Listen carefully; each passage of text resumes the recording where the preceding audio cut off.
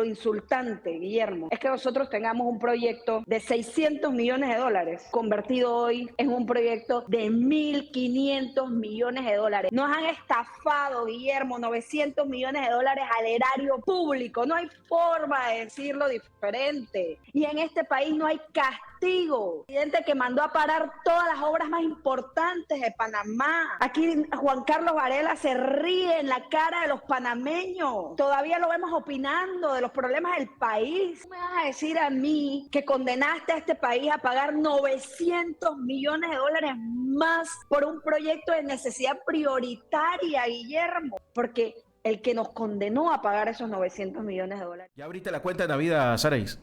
Abre la cuenta de Navidad de ahorro. Porque después... Muy buenos días, Guillermo. Muy buenos días.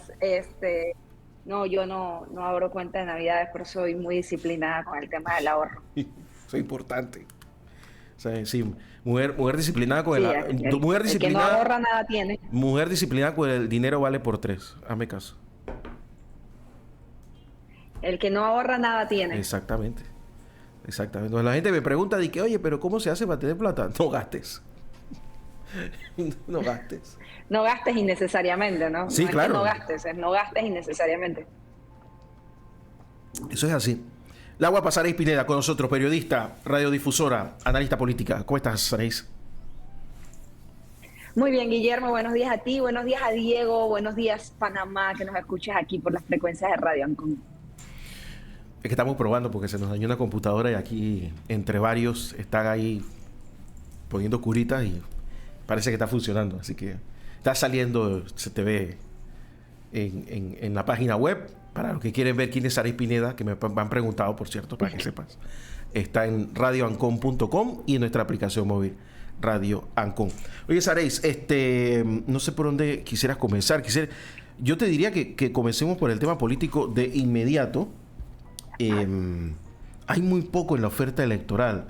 Yo conversaba con algunos de los que fueron pues fue muy, muy exclusivo, al evento ese de la prensa. No fue exclusivo, fue discriminatorio. Entre otras, y violento. Claro, entre otros términos que yo agregaría, ¿no? Pero como es temprano en la mañana no quiero ser tan... Pero...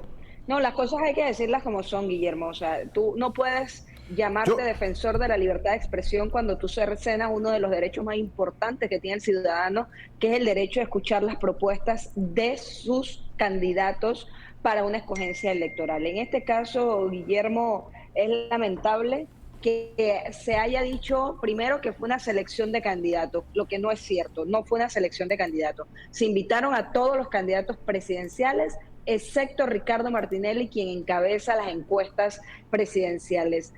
A mí me da igual si invitan a Ricardo Martinelli o no. Saraís Pineda tiene un criterio propio y claro de quién elegiría como presidente y tengo la información necesaria que quiero escuchar de los candidatos. Pero lamentablemente los 4 millones de panameños que están allá afuera, y digo los 4 millones llamando a la población completamente, porque hasta los jóvenes tienen, aunque no voten, tienen que tener claridad de qué es lo que proponen los candidatos, porque ese es el futuro que nosotros estamos empeñando. Ya nuestro futuro no, es el de ellos. Y es lamentable que un medio de comunicación que está obligado y que además de eso se jacta públicamente de defender la libertad de expresión, cercena la libertad de escuchar del electorado. Y eso yo no puedo estar de acuerdo, ni si fue Ricardo Martinelli, hubiese sido Maribel Gordón, Zulay Rodríguez o el candidato que fuera. No fue una selección, fue una exclusión clara de un solo candidato a la presidencia de la República. Por el resto te puedo decir que el evento es magnífico y que debemos tener este ejercicio más cotidianamente por los candidatos con los candidatos presidenciales y los candidatos alcaldes de cada uno de los distritos, Guillermo. Promover el sectarismo desde un medio de comunicación a mí nunca me ha gustado. ¿Por qué lo hacen? No sé. Yo sé que allá adentro hay gente que tiene un pensamiento muy democrático. Yo tengo buenos amigos ahí que hacen un gran trabajo, pero cuando se habla en conjunto, tú ves cómo reaccionan, ¿no? Entonces, mandas un mensaje malo, mandas un mensaje terrible. Por supuesto. Porque al final del camino... Desluces la intención. Por supuesto, porque al final del camino tú decides quiénes son los que deben ser puestos en la palestra para que sean escuchados. Digo... Pero para nosotros no es una sorpresa, Guillermo, llevamos 15 años en esto. Llevamos 15 años en donde son los medios de comunicación los que mandan una línea de quién va a ser los diputados o incluso quién puede llegar a ser presidente. Eso no es un secreto. Aquí nos metieron en hora hombre o en tiempo aire, como se dice, a Ana Matilde Gómez hasta por las narices, parecía el hielo de la soda. Entonces, hasta llegar a ser diputada. Al final, el resultado que tuvimos, ¿cuál fue? Lo mismo lo vimos con Juan Diego Vázquez, que por lo menos el resultado ha sido positivo.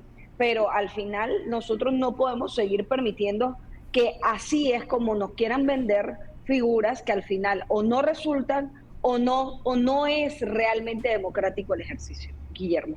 Tú sabes que esta es una operación vieja.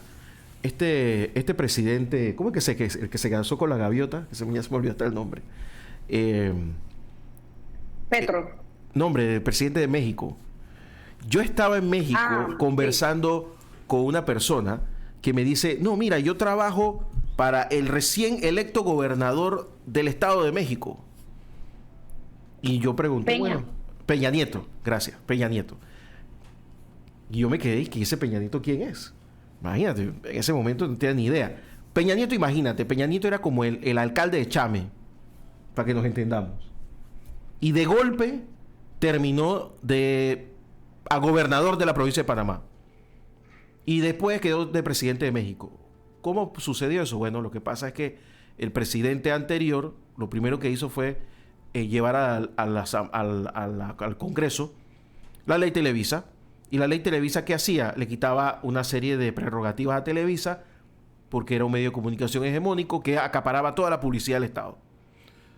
La gente de Televisa dijo así, tú vas a ver, a nosotros vamos a poner el próximo presidente. Y se buscaron al primero que se encontraron, sin mucho cerebro, así muy, muy plano, y tú tienes que ver las fotos de él antes y las fotos del tipo después. Se hicieron el trabajo que hace una telenovela, lo convirtieron en un personaje, le buscaron una esposa, lo casaron entre vivo y en directo. Cada vez que pasaba algo, vamos a llamar a la presidenta de la República, Sari Pineda, y vamos a llamar al líder de la oposición, Diego Hurtado. Y también vamos a conversar con Peña Nieto, que está por aquí, por cierto. Peña Nieto, ¿tú qué opinas? Entonces, eran 3 en todos los noticieros, todo el día, todos los días, y por supuesto que se lo metieron por los ojos a la gente. Resultado, hoy México tiene entre las 15 ciudades más violentas del planeta, tiene 12. Entonces, es muy peligroso cuando tú quieres manipular para tus intereses a quién vas a poner en la presidencia. Es muy peligroso. Ahí está México, un país que prácticamente está fragmentado por el narcotráfico y por los grupos paramilitares que apoyan el narcotráfico, ¿no? Es bien peligroso. Nosotros lo acabamos de vivir, lo mismo pasó con Juan Carlos Varela y acabamos de pagar 900 millones más por un proyecto. O sea, acabamos de vivirlo. Nosotros también tenemos consecuencias de esta situación. Pero reitero, o sea, el pueblo panameño tiene que darse cuenta.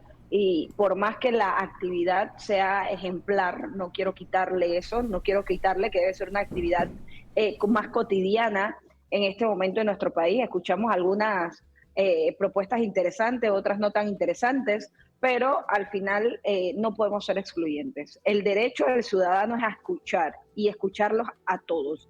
Y no nos podemos llamar defensores de la libertad de expresión si nosotros cercenamos uno de los principales derechos del ciudadano, que es escuchar la propuesta electoral. Guillermo. Oye, Sareis, no, para finalizar este tema electoral, ya el periodo de elecciones comienza el 3 de febrero. Y ya estamos a 18 de enero y no sabemos qué va a pasar con Ricardo Martinelli. Lo decía yo ayer. Si Ricardo Martinelli fuera de tercero o cuarto, la verdad es que ni siquiera me acordaría del tema. Pero va de primero, y por mucho. Y sucedió exactamente igual en Guatemala. En Guatemala el que iba de primero lo echaron. Lo echaron, le inventaron una cosa ahí y lo echaron. Y la segunda vez que ocurre. Claro, la que iba de segundo y el que iba de tercero pensaron que eso les iba a dar el triunfo. Y cuando fueron a ver que iba de quinto, se los pasó. Y ganó. Pero el que haya ganado no significa que le iba a dar el triunfo. Por algo echaron al primero. La idea de echar al primero era no darle chance a otro. Y a este tuvo que entrar por la ventana empujado por la gente de la OEA y los otros presidentes. Y atornillarse ahí en la silla. Porque se la iban a quitar. Entonces, yo no sé si ese es el plan aquí. Bueno, yo la verdad es que no tengo mucha esperanza, Guillermo. Como te he dicho, lamentablemente nosotros ya vivimos una experiencia exactamente con Ricardo Martinelli, en donde en las elecciones pasadas, 5 días antes, lo sacan de la papeleta, bueno, ni siquiera lo sacaron de la papeleta, invalidan su participación a la contienda de la alcaldía de Panamá. Esto es lamentable, esto no es una acción real de un país democrático, incluso la excusa utilizada para sacar a Ricardo Martinelli en aquel momento de la papeleta era una excusa que para mi criterio ni siquiera tenía la validez realmente de una acción legal que correspondía. Recordemos que lo sacan de la papeleta diciendo que no había vivido un año en el país, que no había vivido un año en su domicilio. O sea, tú no puedes viajar por un año por el mundo porque pierdes tu domicilio permanente, que has habitado 60 años, 50 años. O sea, la verdad es que aunque fuese a 5 años, pero tú no puedes viajar por el mundo. Entonces, me pareció una aberración legal. No entramos en esa discusión en aquel momento. Lo que sí me preocupa, por supuesto, igual que a ti, igual que a los organismos internacionales, es que nosotros no tenemos una claridad de la tendencia que nos vaya a presidir en los próximos 5 años. Y me preocupa más porque, no porque sea Ricardo Martinelli, podría ser Ricardo Martinelli, Martín Torrijos, Lombana, Rux, Zulay, el nombre que tú quieras. La realidad es que nosotros debemos ir definiendo ya cuál va a ser la tendencia económica, más que cualquier otra, que nos vaya a gobernar en el próximo quinquenio, y no solamente la tendencia económica, sino también el nivel de consenso político que esta tendencia pueda generar hacia los acuerdos que el país va a reclamar. Porque nosotros aquí no solamente tenemos que hablar de solución de problemas, sino de la búsqueda de no hacer más grandes los problemas que ya nosotros tenemos. Y el elegir un presidente que no tenga la capacidad de consenso político, y cuando hablo de consenso político no hablo solamente de la asamblea, hablo de los gremios, hablo de los sindicatos, hablo de la sociedad en general. Cuando ya hemos vivido un noviembre de 2023 en donde más de 100.000 personas de forma natural salieron a las calles a nivel nacional. Y cuando digo de forma natural es porque no pertenecían a un sindicato o no pertenecían a una organización. Entonces, cuando tú tienes ese nivel de volatilidad ya en el pueblo, tú necesitas tener consenso con la gente, tú necesitas dialogar y comunicar de forma efectiva, hacer una entrega efectiva del mensaje de tus proyectos y de los planes país que tienes que ejecutar o que irás ejecutando durante tu mandato. Entonces, si nosotros no tenemos eso, lamentablemente vamos a tener un Panamá muy convulsionado, en donde, reitero, la micro y pequeña empresa no sostiene un día más de huelga en este país. Y eso Yo, nosotros tenemos que tenerlo claro. Son dos cosas importantes: la tendencia económica que vaya a manejar el próximo presidente, porque hay presidentes, bueno, tuvimos dos tipos de presidentes y los dos están en la papeleta. Por ejemplo, tuvimos un presidente como Martín Torrijos, que organizó la casa, nos deja un crecimiento económico pujante, nos deja pleno empleo, nos deja un país andando organizadamente. Pero también teníamos un presidente como Ricardo Martinelli, que agarra ese crecimiento económico y esa organización económica y la vuelca al pueblo panameño y la vuelca al crecimiento exponencial del país y sigue la rueda andando. Esos son dos tipos de presidentes completamente distintos, muy buenos los dos, porque eso hay que aceptarlo. Un buen gobierno económico por parte de Martín Torrijos y un buen gobierno económico por parte de Ricardo Martinelli, al margen de lo que se diga de la corrupción, etcétera. Igualito con Martín Torrijos. No, yo no conozco un presidente que no se le haya señalado por corrupción en este país, y eso es lamentable, ¿no? Pero al final es la realidad. Lo importante es que tenemos esos dos modelos que analizar y preguntarnos cuál es el modelo que necesita hoy Panamá. ¿Cuál es el modelo de gobierno efectivo que necesita hoy Panamá? Entonces, en base a eso, entender que nosotros ya debemos ir perfilando cuál va a ser la tendencia económica del presidente y, reitero, cuál va a ser su capacidad política de diálogo. Porque al final, si no hay una buena tendencia política, podemos fracasar. Y si no hay una buena tendencia de diálogo político, también podemos fracasar, aunque la economía marche bien. Si nosotros tenemos a la gente en la calle, la economía se paraliza. Entonces nosotros tenemos que tener claro eso, y yo creo que como prioridad ahora no es ver propuestas, porque aquí hay multiplicidad de temas, Guillermo, aquí hay una agenda muy tupida de temas que el próximo presidente tiene que atender sí o sí. Aquí no hay nada que proponer. Aquí hay que sentarse a trabajar. Esas son dos cosas muy distintas, porque las propuestas no van a emanar solamente del plan de gobierno del presidente. Aquí un presidente te puede decir, yo no voy a subir la edad de jubilación, o sí voy a subir la edad de jubilación. La realidad es que eso no lo va a decidir el presidente, eso lo va a decidir una mesa donde hay multiplicidad de opiniones. Entonces, ¿qué es lo que sí nosotros tenemos que ver en el próximo candidato? Cualidades. Cualidades. Si tú no tienes la capacidad de diálogo político, lamentablemente fracasas. Si tú no tienes el carácter suficiente y la fuerza para invocar al soberano, que es el pueblo, y parártele duro a la Asamblea de Diputados, lamentablemente vas a fracasar. Entonces es una mezcla de muchas cosas que nosotros tenemos que tener en cuenta en este momento. Mira, muchas de esas cualidades yo las vi en el foro que se dio de los candidatos presidenciales, y yo creo que no es discutible si Ricardo Martinelli las tiene o no. La realidad es que también vi que muchos de los candidatos no tienen esas cualidades y para mí simplemente están fuera del juego. Guillermo. Es que tú acabas de decir una enorme verdad. No tienes que proponer nada, si aquí hay que terminar un montón de cosas que están a medio palo. Entonces, no hay que inventar la rueda. Ni siquiera están a medio palo. Porque aquí el tema de la Caja de Seguro Social no está a medio palo. Exacto. Aquí el tema de la Caja de Seguro Social está en cero. Aquí nosotros tenemos el tema de hablar realmente si vamos a abocarnos a una reforma fiscal o no. Nosotros tenemos que reorganizar las finanzas públicas, le demos 300.000 millones de dólares a los proveedores del Estado. Nosotros tenemos que agarrar y acabar con el tema de la falta de mantenimiento de los proyectos públicos. Nosotros tenemos que terminar una serie de proyectos públicos que no se han culminado. Nosotros tenemos que hablar de qué vamos a hacer con la mina como temas prioritarios.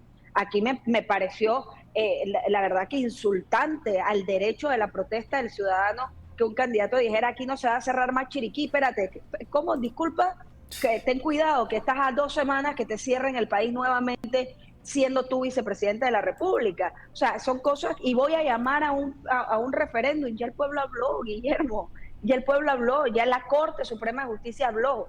Entonces, ¿vamos a seguir violentando lo que ya se ha establecido o vamos a respetar realmente lo que dijo el soberano? O sea, y así sucesivamente nosotros tenemos una multiplicidad de temas que no pueden esperar. Nosotros tenemos desempleo a 2 dígitos, nosotros tenemos informalidad del 50% de la población panameña. Tenemos que atacar estos temas puntualmente. No hay, aquí hay un candidato que dice, yo voy a generar 250.000 plazas de empleo. Venga, señor, explíqueme cómo lo va a hacer. Venga y dígame cuáles son los salarios de calidad que van a ofrecer. Venga y dígame realmente en qué áreas específicas usted va a generar esos empleos. Ese mismo, hay otro candidato que decía, yo voy a obligar a las embarcaciones abanderadas por Panamá a que nos empleen el 25% de la mano de obra marítima de Panamá. Y yo me llamo un especialista marítimo y le digo, oye, ¿tú qué piensas de esto? Me dice, ni el 25% de la mano de obra marítima de Panamá cumple con las necesidades que tiene la industria. Entonces, ¿de dónde tú vas a sacar ese 25%? Tú no puedes obligar a la industria a contratar absolutamente nada. Lo que vamos a perder son los abanderamientos. Entonces, es tener claridad, Guillermo, de ciertas cosas, y me preocupa mucho porque, reitero, escuché muy buenas propuestas, pero también escuché mucha demagogia, muchas mentiras, y es lamentable porque al final nosotros tenemos que tener claridad de que hay temas prioritarios que atender y que no podemos seguir en la demagogia política simplemente por querer ganar un voto. A un candidato le preguntaron, ¿usted va a eliminar el subsidio electoral? Yo no estoy diciendo que yo esté de acuerdo o no con el subsidio electoral, pero recordemos por qué nace el subsidio electoral. El subsidio electoral nace para evitar más corrupción dentro de los partidos políticos y los procesos electorales, para garantizar la democracia, para garantizar la partidocracia. Que sea bien manejado o no, eso es otro tema. Entonces, ¿qué dijo el candidato? No, yo sí lo voy a eliminar. Voy a eliminar toda la pauta del Estado. Perfecto, tú vas a eliminar toda la pauta del Estado. Dime algo. O sea, ¿realmente tú quieres tener un gobierno en silencio? No he visto el primer país que pueda tener un gobierno en silencio, Guillermo. Sí. Entonces, es una realidad que se enmarca en la demagogia, es una realidad que se enmarca en la mentira, y nosotros no podemos seguir en esa línea como país y tener claro, Guillermo, aquí hay, reitero, temas prioritarios que atender. Aquí no hay que hacer un plan de gobierno. Aquí lo que hay que decir es: yo desde el primer día me voy a sentar a trabajar, desde el primer día se van a instalar las mesas de diálogo y desde el primer día nosotros vamos a buscar una solución en un tiempo de 90 días. Porque aquí tampoco es sentarnos a hablar, como dice el economista Felipe Argota, a tomar café y a comer galletas por un año. Por un año. No, aquí tenemos que tomar decisiones y no podemos seguir dilatando la toma de decisiones, Guillermo. Así es, Sari, estoy bastante atrasado con las cuñas. Dame un minuto para irme a la pausa y regreso de inmediato aquí en el Sillón de Ancon con Saray Pineda en la mañana Ancon, en los 92.1 FM y radioancon.com. Seguimos con Saray Pineda aquí en el Sillón de Ancon.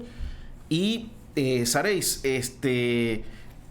yo no sé si tú tenías amiguitos cuando estabas en la más chica que le regalaban cosas en agosto, septiembre, y muñequitos, carritos y esas cosas, y llegaba diciembre y las envolvían de nuevo para ponerlas en el árbol, para abrirlas de nuevo, ¿entiendes? Porque se los regalaron cerca de Navidad.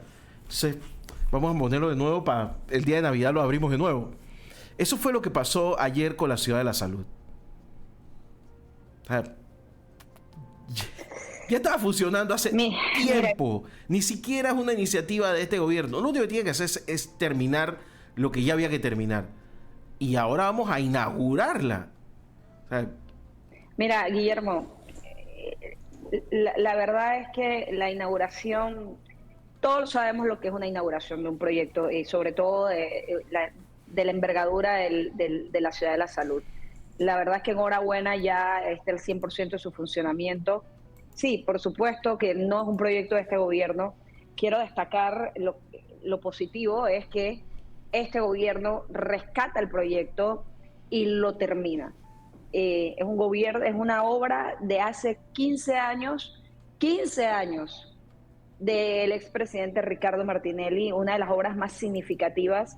La verdad es que hay una historia muy bonita detrás de todo esto, que en algún momento el propio expresidente debe contarla, pero la creación de esta ciudad hospitalaria es un proyecto de necesidad urgente del pueblo panameño.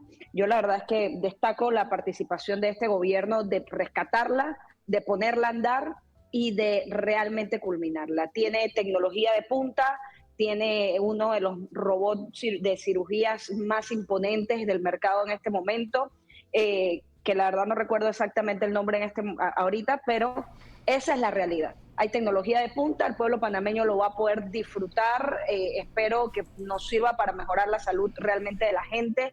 No hay forma de disfrutar un hospital, pero lo que sí es que lo necesitábamos y lo tenemos. Y lo importante es que la gente pueda encontrar la atención médica especializada que realmente necesita.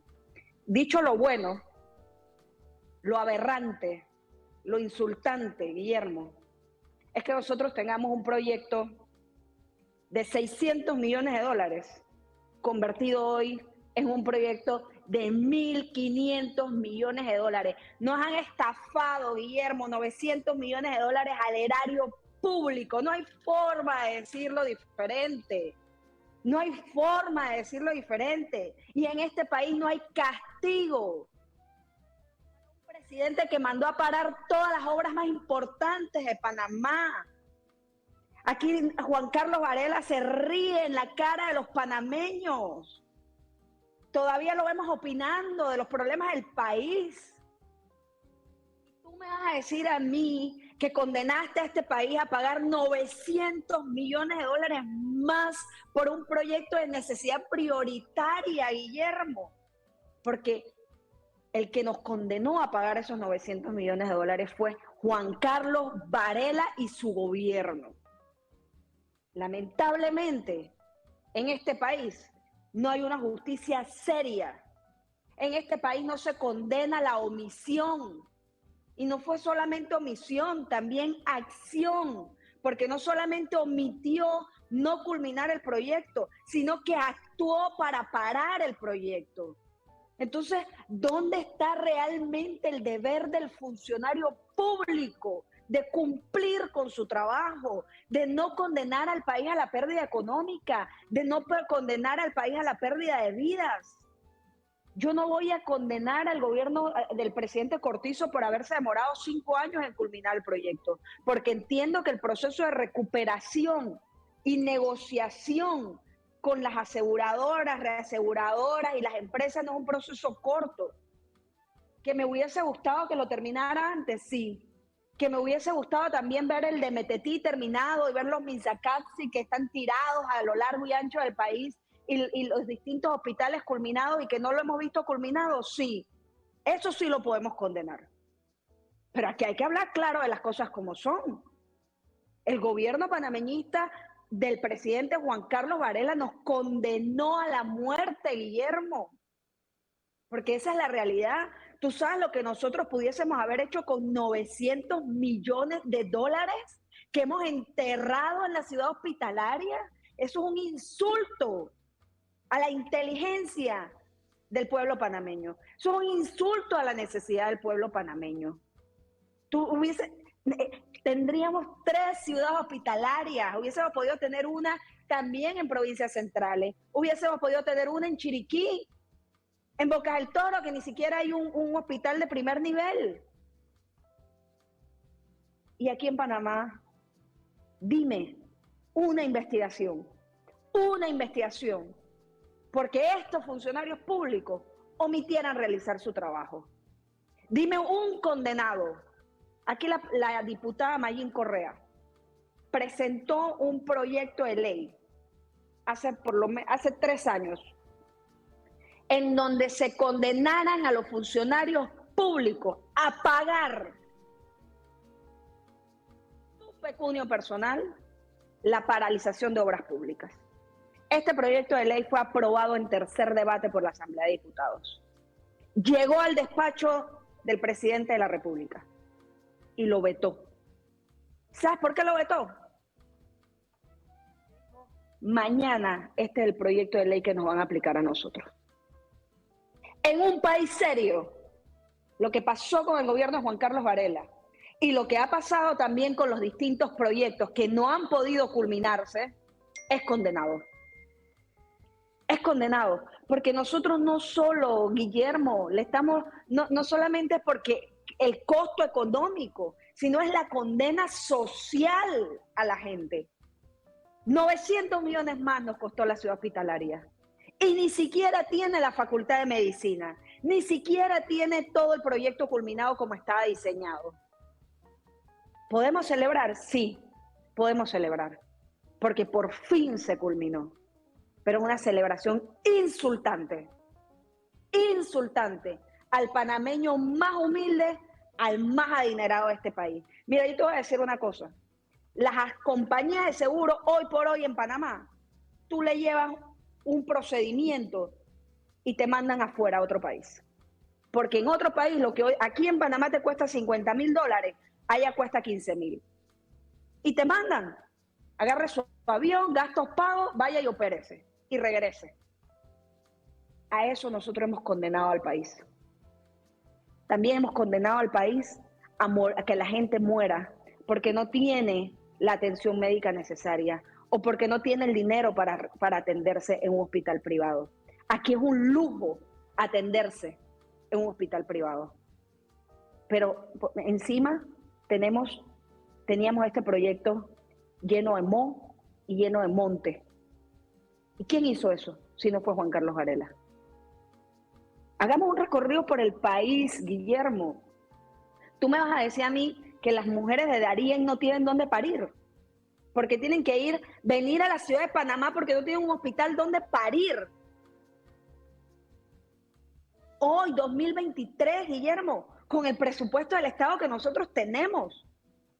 ¿Y quién está condenado por las pérdidas económicas y sociales que generó el presidente Juan Carlos Varela? Nadie.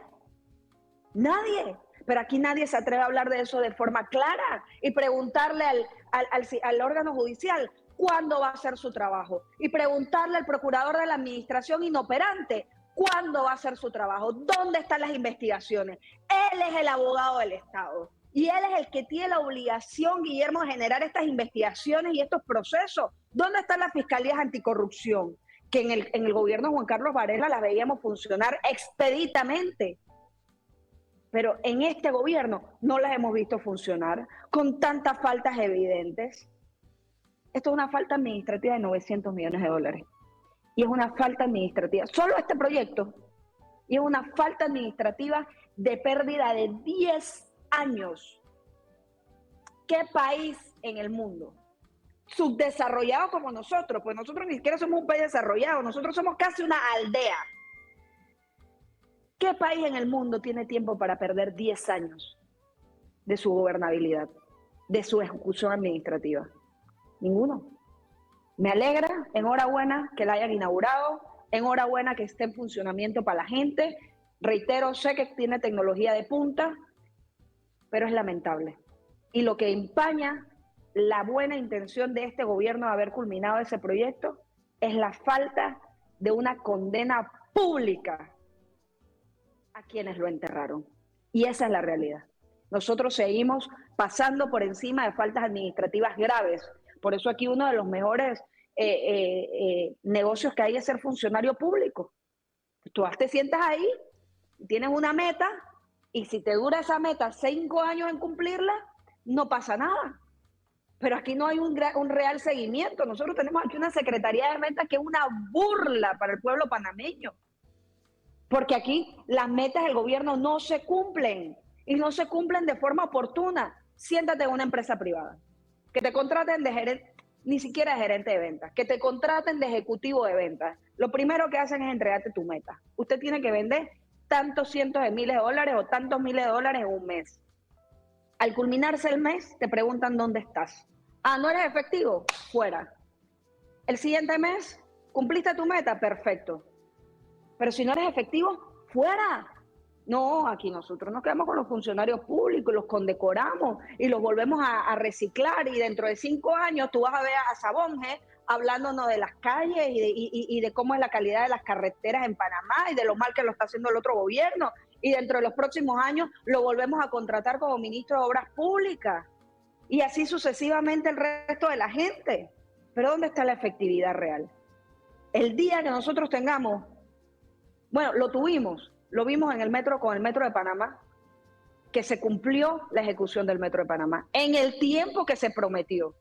Nosotros no tenemos ni siquiera la tercera línea del metro. Es más, estamos avanzando la tercera línea del metro y no tenemos cómo unificarla entre la tercera y la primera. La vamos a culminar en el 2025, creo que es que dijeron, y no tenemos cómo conectarla. Entonces, ¿de qué país serio nosotros estamos hablando?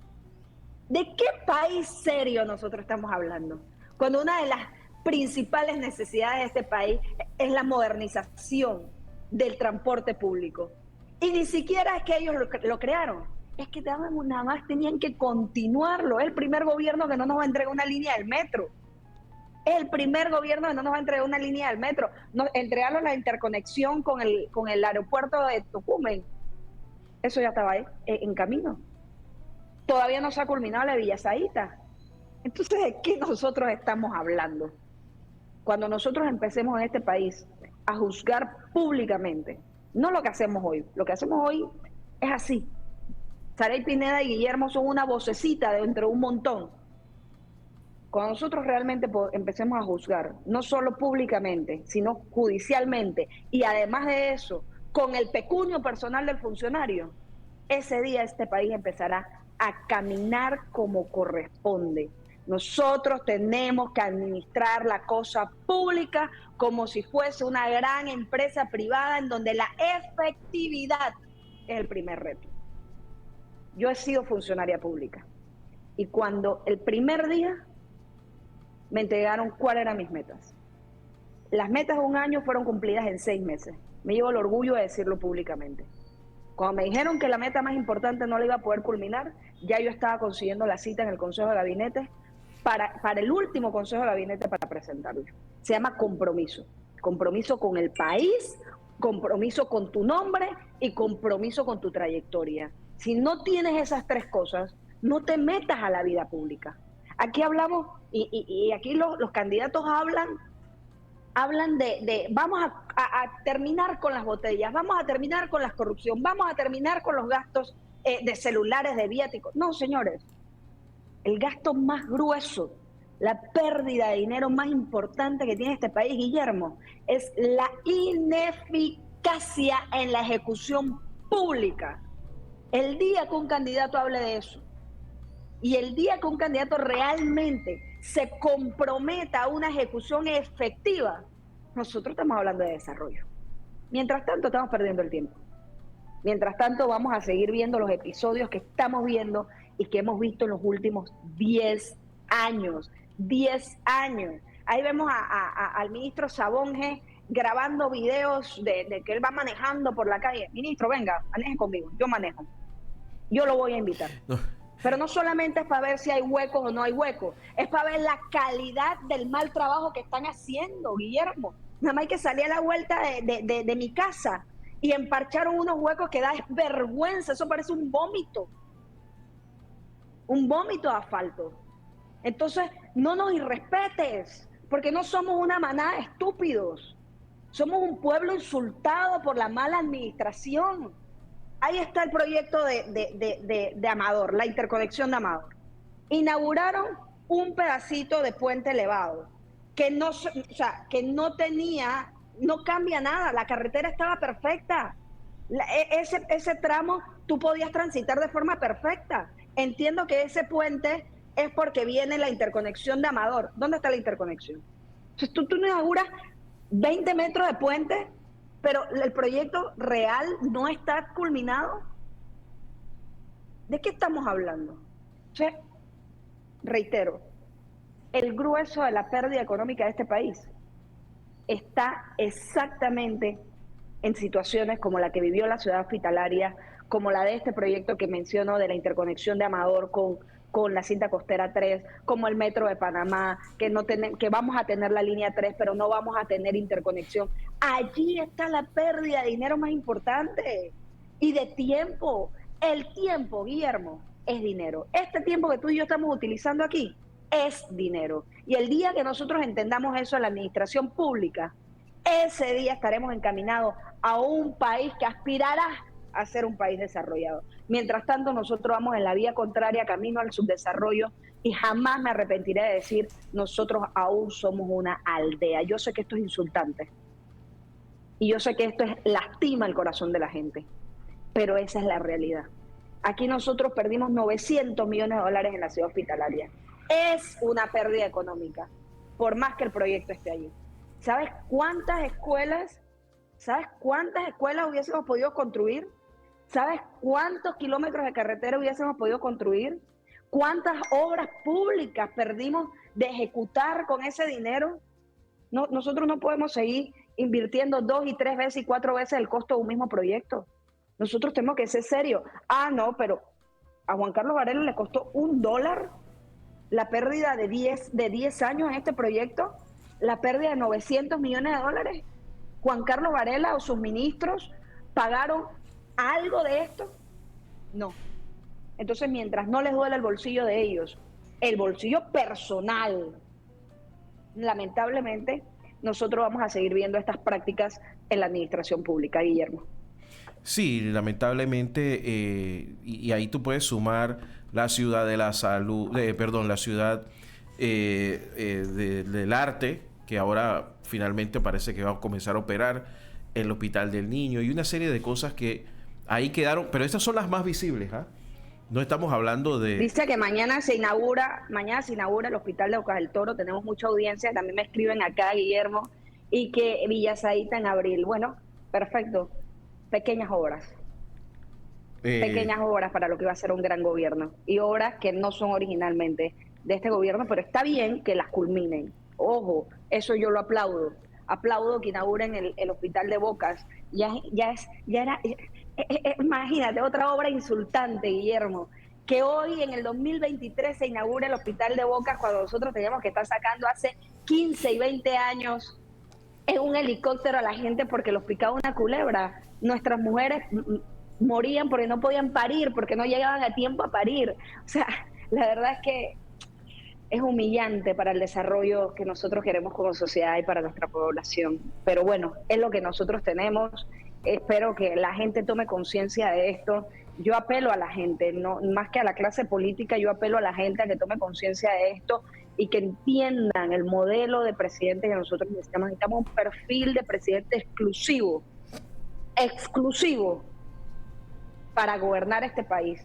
Y reitero, propuestas no necesitamos, necesitamos compromisos con los temas prioritarios que están en la agenda país y cualidades necesarias para lograr que esos compromisos se ejecuten. Mientras esas cualidades no existan, mientras nosotros creamos que vamos a escoger un presidente simplemente por el discurso de moda que se ha ejecutado en América Latina, vamos rumbo al fracaso. Nosotros hemos estado en distintos gobiernos, en democracia, al borde de un golpe de Estado. Es más, hablemos claro, este gobierno ha estado en 2 ocasiones al borde de un golpe de Estado. Y en la última ocasión, que fue la de noviembre de 2023, estuvo ante un golpe de Estado técnico. Hablemos las cosas como son. Nosotros no tenemos tiempo para caer en ese juego. Y nosotros no tenemos tiempo para caer en el juego de lo que vive América Latina. Yo lo reitero y cada vez que tengo la posibilidad de decirlo, lo vuelvo y lo digo. Y tampoco tenemos tiempo para que la inseguridad de nuestro país siga creciendo, que es otro de los temas que hay que atender ayer. Nosotros tenemos 1.5 crímenes por día. ¿Qué vamos a esperar? ¿Perder el país? ¿No poder caminar por nuestras calles? Ya tenemos barrios secuestrados por el crimen organizado. ¿Qué vamos a esperar? Tenemos que garantizar la gobernabilidad por medio de la democracia y la participación. Pero esto solamente se va a lograr con un presidente o presidenta con las cualidades necesarias para atender estos temas. Todos los temas que están en la agenda país hoy, te podría mencionar 5, ya creo que mencioné algunos anteriormente, todos te van a generar una convulsión social. Todos te van a poner la gente en la calle si no los manejas de forma correcta. Si no los manejas de forma correcta. Y mira, lamentablemente me bastó el foro del día martes para darme cuenta que hay muchos candidatos, o para confirmar que hay muchos candidatos que no tienen las cualidades necesarias para abordar el abordaje importante de estos temas. Y muchos candidatos que fueron a ese foro ni siquiera estaban preparados. Ni siquiera estaban preparados y la arrogancia era el perfume del evento. Y eso es lamentable. Quiero destacar mucho la participación de Melitón Arrocha, me gustó. Y por supuesto la participación de Martín Torrijos es indiscutible. La profesora Gordón con una cualidad de robar carcajadas cuando la izquierda es un discurso aburrido. Ella logró robar carcajadas del público. Me faltó preparación de Zulay Rodríguez, me sorprendió un poco. Ricardo Lombana, Rómulo Ruzzi y José Gabriel Carrizo todavía no logran tener el nivel de preparación para poder son aspirantes a la presidencia, pero para poder aspirar a presidir a este país, y lo digo claramente. Yo sé que esas cosas causan ronchas y señalamientos y quizás un precio muy alto a pagar dentro de 5 años, pero la realidad es esa, y el menos preparado de todos los candidatos es José Gabriel Carrizo. Por bastante. Sí. Saray Pineda, muchísimas gracias por estar con nosotros a esta hora de la mañana. Te mando un gran abrazo y nos hablamos la próxima semana, ¿te parece? Así es, Guillermo. Gracias a ti por permitirme este espacio y a la gente por escucharnos.